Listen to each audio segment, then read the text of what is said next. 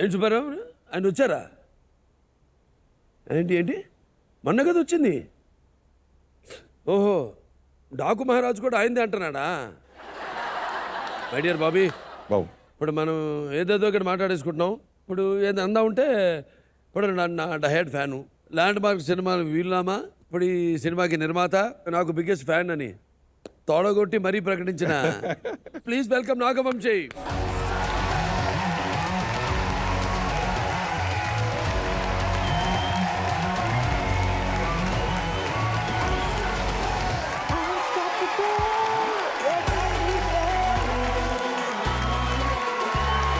వంశీ, ఇప్పుడు నువ్వు ఎవరి ఫ్యాన్ పో తొడగొట్టి చెప్పమ్మా. జై బాలే.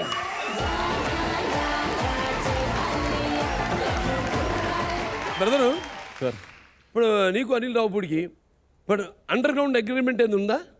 ప్రతి సంవత్సరం 1-2 సార్లు వచ్చేస్తున్నారు. ఇప్పుడు మన మాటల్లో పెట్టి నా చైర్ నొక్కేశాడు. నువ్వు మాటగారివే కానీ చైర్ ఇచ్చే ఛాన్స్ లేదు. వద్దు సార్, మీ చైర్ వద్దు సార్. బాబు ఒకటి నేను చెప్తాను బాబు, మీకు ఫ్యాన్ అనుకోవటం ఒకటే కాదు బాబు, మీలాగా ముక్కుసూటితనం ఉంది బాబు.